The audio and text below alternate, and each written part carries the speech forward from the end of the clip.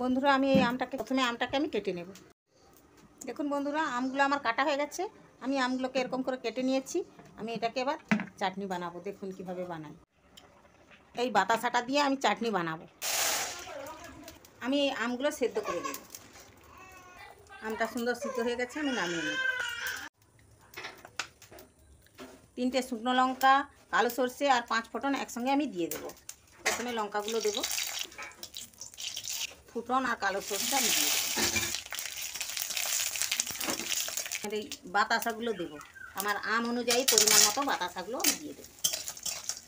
যে যেরকম মিষ্টি পছন্দ করে সেভাবে মিষ্টিটা দিতে হবে। বাতাসাটা গলে গেছে, আমার আম থেকে জল ঝরানো, আমি আমগুলো দিয়ে দেব। পরিমাণ মতো লবণ দেব। কালার করার জন্য আমি একটু কাশ্মীরি লঙ্কা দিলাম। অল্প একটু হলুদ দেব। এবার জল দিয়ে দেব।